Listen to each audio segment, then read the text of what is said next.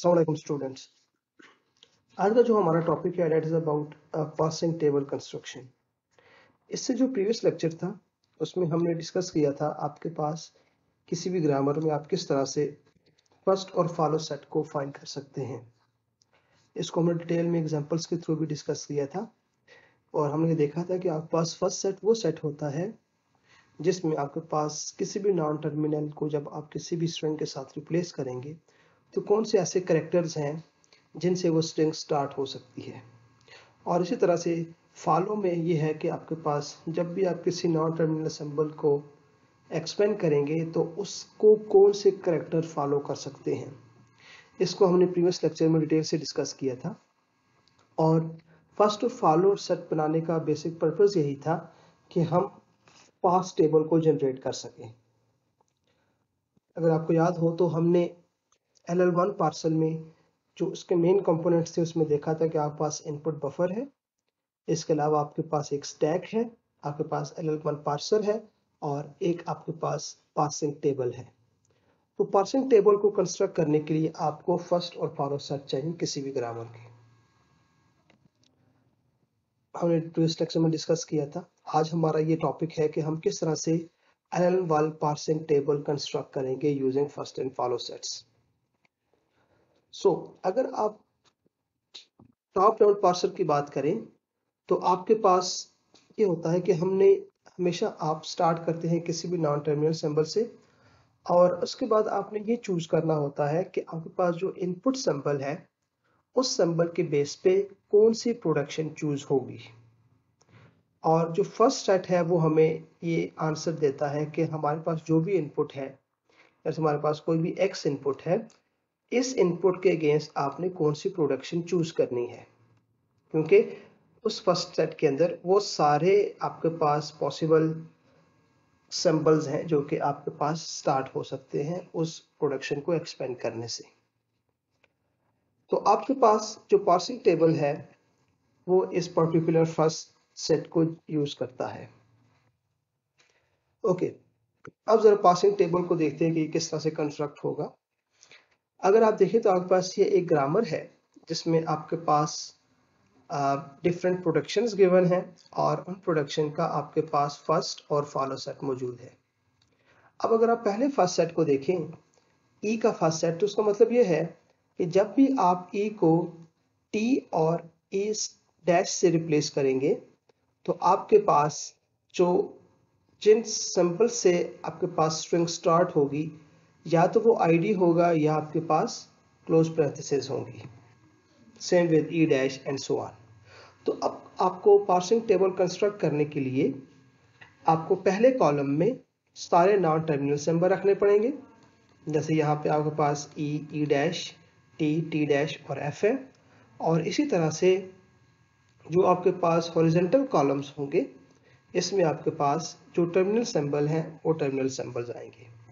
अगर आप इस ग्रामर में देखें तो आपके पास जो टर्मिनल सिंबल आईडी है, प्लस है, मल्टीप्लाई है, small parenthesis start and small parenthesis close, और इसके अलावा आपको डॉलर साइन भी चाहिए।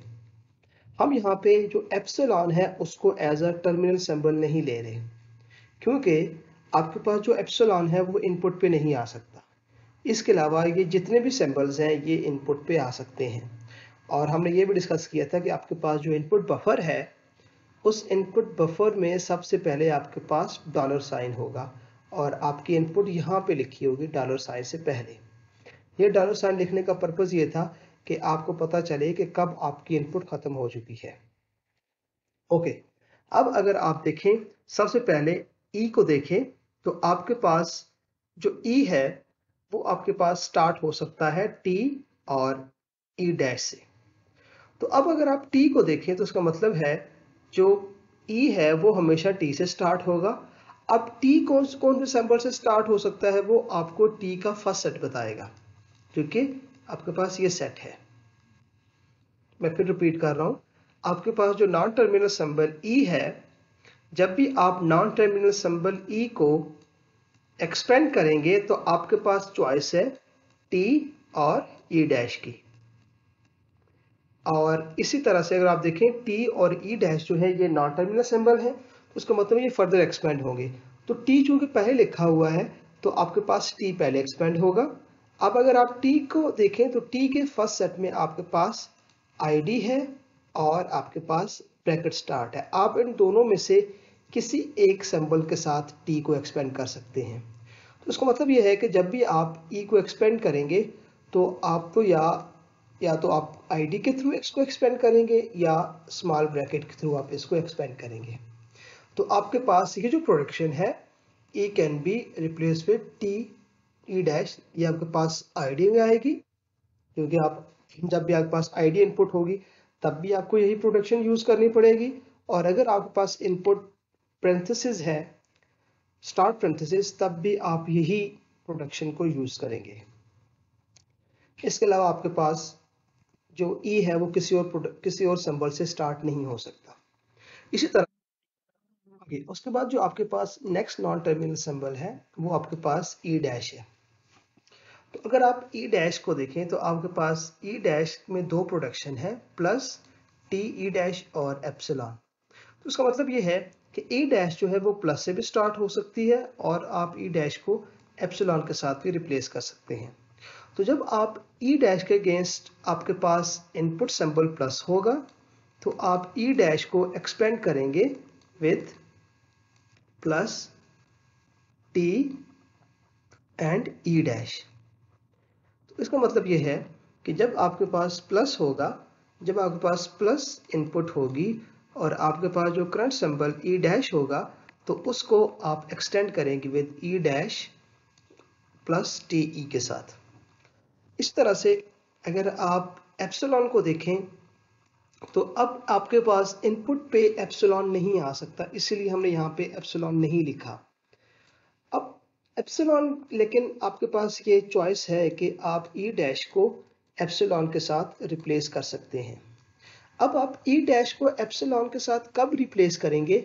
जब आपके पास कोई ऐसा सिनेरियो हो, लेट्स से अगर आपके पास ये सिनेरियो है कि ए बी ई डैश और उसके बाद लेट्स से आपके पास डॉलर है या ई डैश रिप्लेस हो रहा है, ई डैश के बाद आपके पास स्मॉल ब्रैकेट क्लोज है।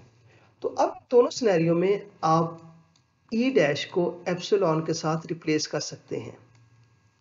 किन सिनेरियो में? जब आपके पास ई डैश के बाद जो नेक्स्ट एंट्री है, जो करंट सिंबल है, वो आपके पास अगर फॉलो ऑफ ई डैश होगा तब आप उसको एप्सिलॉन के साथ रिप्लेस कर सकते हैं।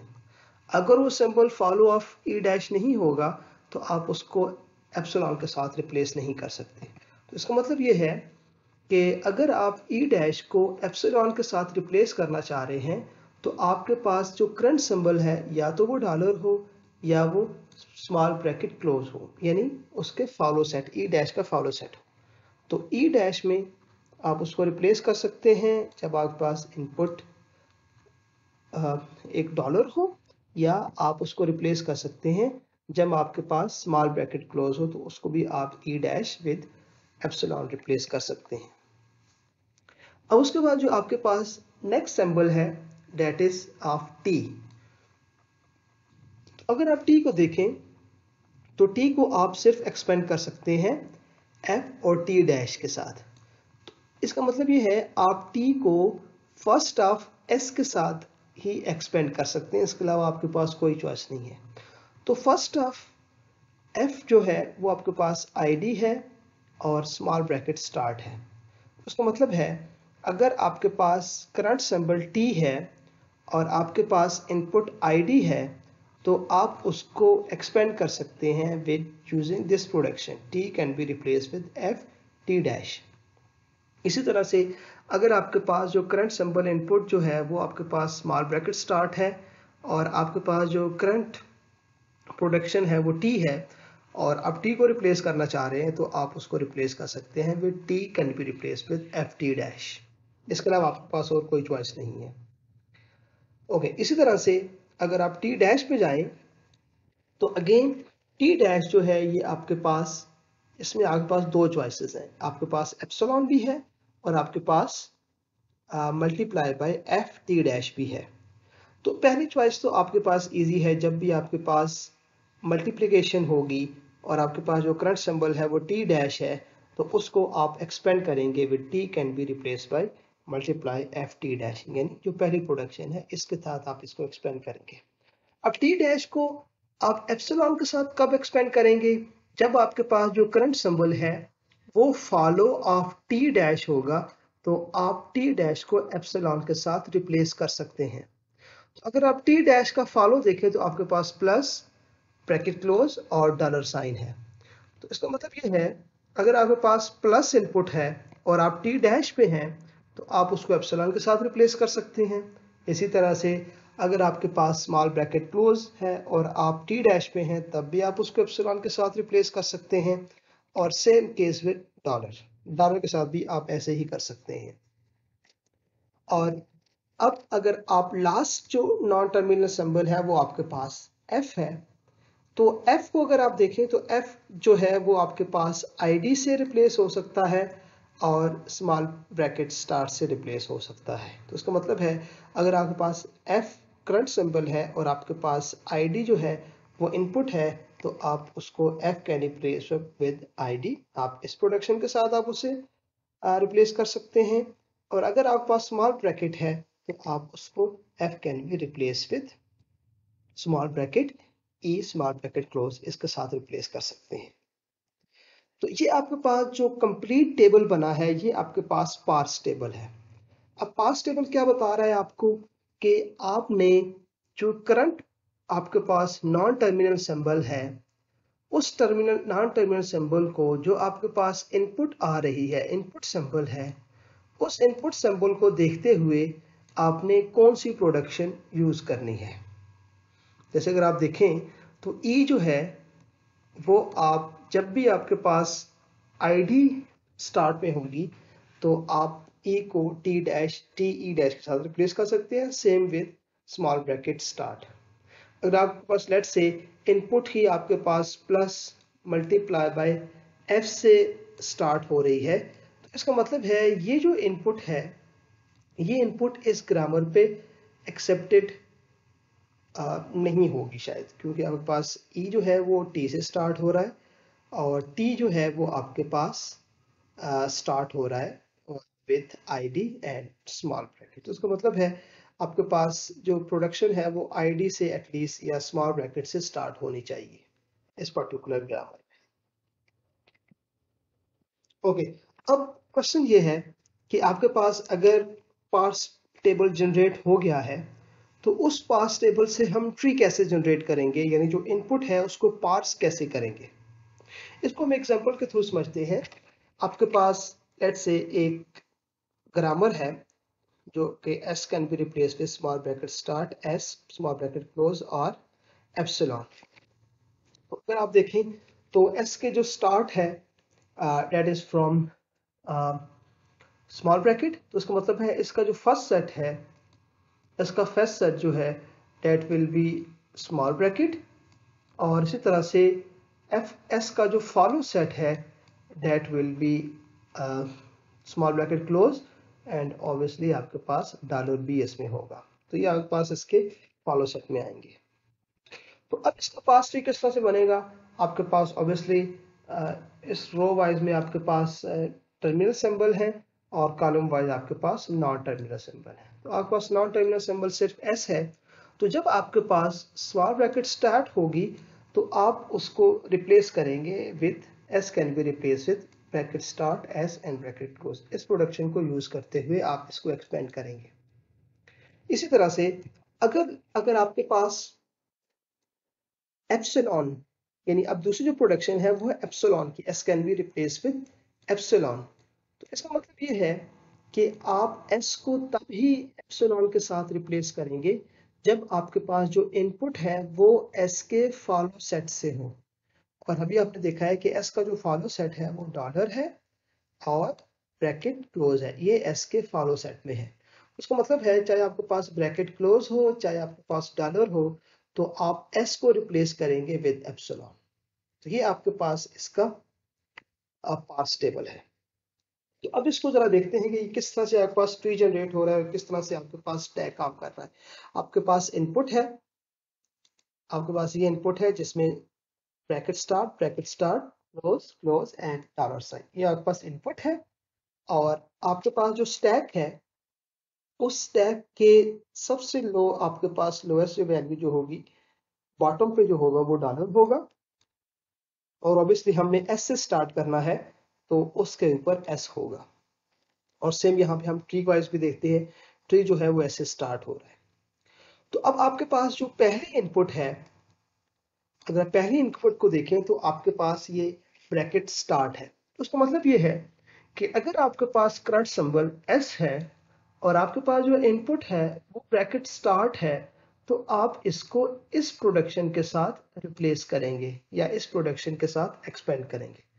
तो आपके पास ट्री इसी इसके साथ एक्सटेंड हो चुका है। और इसी तरह से आपने ये जो एस है इसको पॉप करना है, यानी आप इसको स्टैक से पॉप करेंगे और उसकी जगह ये जो आपके पास करंट जो प्रोडक्शन है इसको आप पुश कर देंगे। वो आपने पुश इस तरह से करना है कि जो लेफ्ट मोस्ट एलिमेंट है ये आपके स्टैक के टॉप पे आए।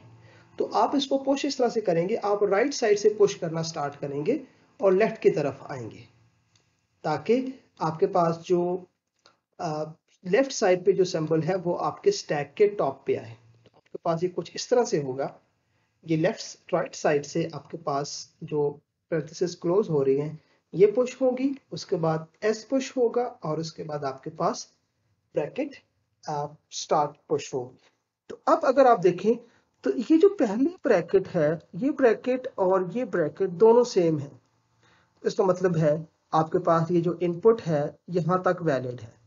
अब आप इस इनपुट को छोड़ के नेक्स्ट इनपुट के आएंगे और ये जो आपके पास ब्रैकेट स्टार्ट है इसको भी आप स्टैक से पॉप कर देंगे। अब आपके पास जो नेक्स्ट इनपुट है that is again again bracket start, और आपके पास जो स्टैक के टॉप पे है वो आपके पास एस है।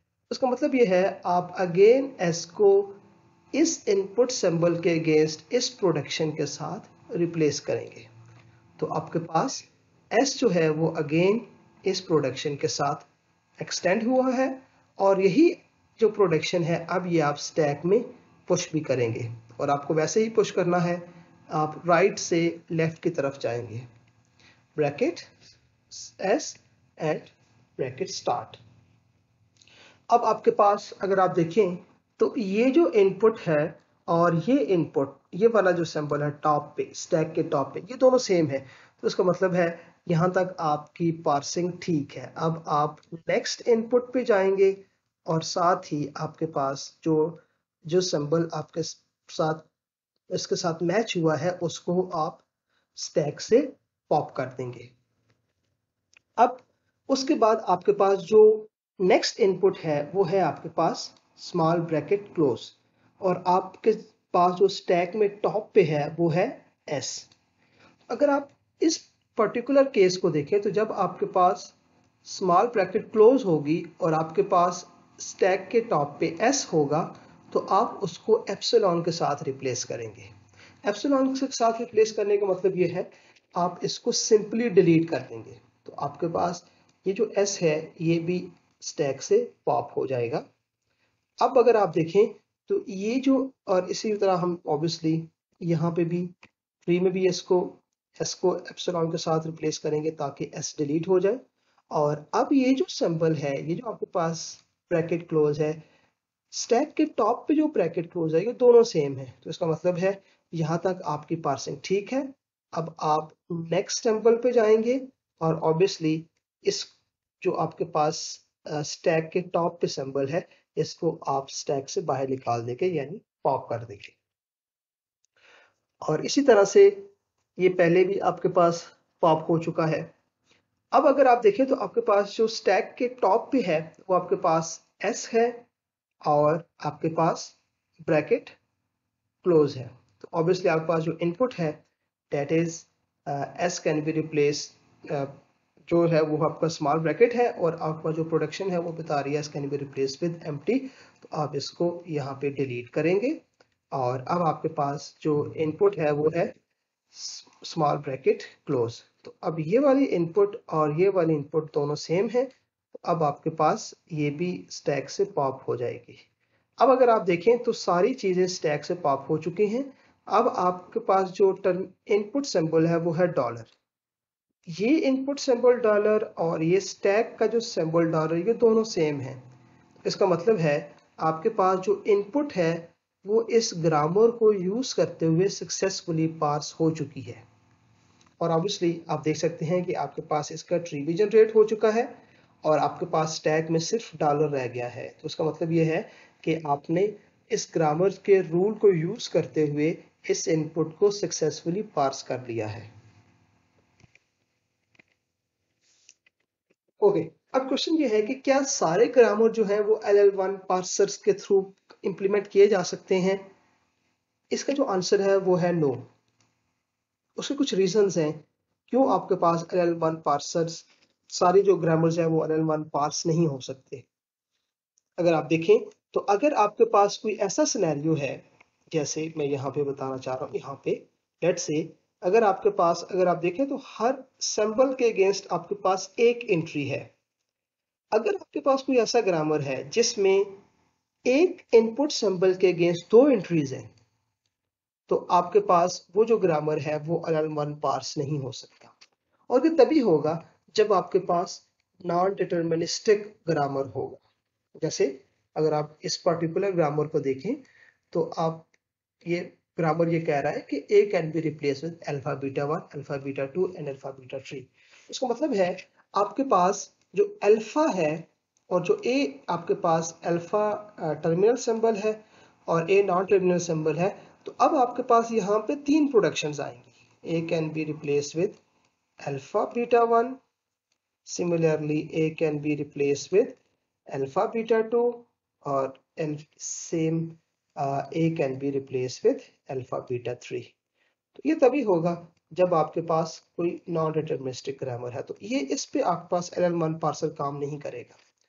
इसमें एक और सिनेरियो ये भी हो सकता है कि अगर आपके पास इस तरह की कोई प्रोडक्शन हो जिसमें आपके पास a can be replace with alpha और एप्सिलॉन हो। अब आपको पता है कि ये जो पहली प्रोडक्शन है इसमें हम जो टर्मिनल सिंबल यूज करेंगे वो इस प्रोडक्शन के, ये जो भी सिंबल है इसके फर्स्ट से करेंगे। जैसे लेट्स से मैं कहता हूं a can be replaced with plus b and let's say epsilon. तो इसका मतलब ये है कि आपके पास जो प्लस का आपके पास जो टर्मिनल सिंबल होगा और आपके पास जो a होगा, तो उसी सिंबल का जो आपके पास कॉलम है वहां पे ये एंट्री आएगी a can be replace with plus b। लेकिन अगर आपके पास, और इसी तरह से अगर आप देखें तो a can be replace with epsilon, तो जब a एप्सिलॉन के साथ रिप्लेस हो रहा है तो इसका मतलब ये है कि आप जो भी a के फॉलो सेट में जो भी टर्मिनल सिंबल्स हैं, जहां जहां वो टर्मिनल सिंबल आ रहे हैं वहां पे आप a can be replace with epsilon लिखेंगे।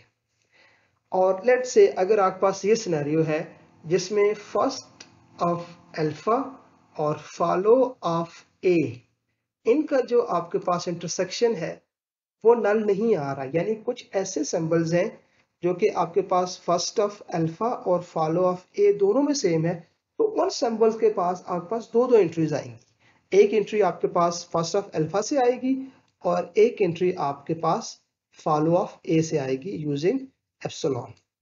तो अब आपके पास अगर दो एंट्रीज आ गई हैं तो आपके पास LL1 पार्सर वहां पे काम नहीं करेगा। इसको आप एग्जांपल के साथ थ्रू देख सकते हैं।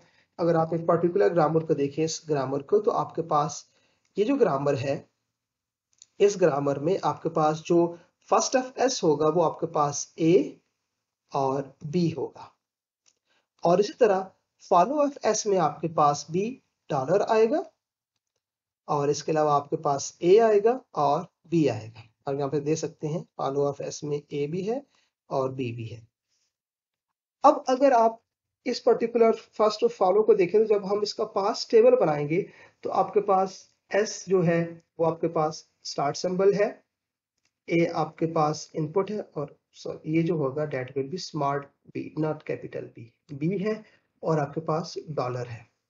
तो जब आपके पास इनपुट ए है और आपके पास स्टार्ट सिंबल एस है तो आप इस वाले प्रोडक्शन को यूज करेंगे। सिमिलरली जब आपके पास इनपुट पी है और आपके पास सिंबल जो एस है तो आप इस वाले प्रोडक्शन को यूज करेंगे। और जब आपके पास एस जो है वो एप्सिलॉन के साथ रिप्लेस हो रहा होगा, तो इसका मतलब ये है कि एस को आप तभी एप्सिलॉन के साथ रिप्लेस करेंगे जब आपके पास जो इनपुट सिंबल है वो फॉलो ऑफ एस से हो, जो भी अभी हमने डिस्कस किया था प्रीवियस में। यानी एप्सिलॉन हमेशा फॉलो ऑफ राइट सिंबल से रिप्लेस होता है। तो अब अगर आप देखें तो फॉलो ऑफ एस में आपके पास डॉलर भी है, ए भी है और बी भी है, तो इसका मतलब है आपके पास जो S can be replace with epsilon वो ए के साथ भी आएगा, S can be replace with epsilon B के साथ भी आएगा, और S can be replace with epsilon ये आपके पास डॉलर साइन से भी आएगा। अब अगर आप इस पर्टिकुलर ग्रामर को देखें तो आपके पास ए और बी के अगेंस्ट आपके पास दो दो प्रोडक्शंस आ रही हैं। अब इसमें इशू क्या होगा, जब आपके पास एस होगा और लेट्स से अगर आपके पास ए इनपुट है तो अगेन अब आपके पास नॉन डिटरमिनिज्म है। आप यहाँ पे डिसाइड नहीं कर सकते कि आपने क्या इस इनपुट को यूज करना है, इस प्रोडक्शन को यूज करना है या इस प्रोडक्शन को यूज करना है, क्योंकि यहाँ पे आपके पास एक सिंबल के अगेंस्ट दो प्रोडक्शंस अवेलेबल हैं। Same with B. तो इस तरह की जो आपके पास ग्रामर है आप उनको LN1 पार्सर के थ्रू पार्स नहीं कर सकते। तो आज का हमारा यही टॉपिक था जिसको भी हमने कवर किया है। Thank you so much.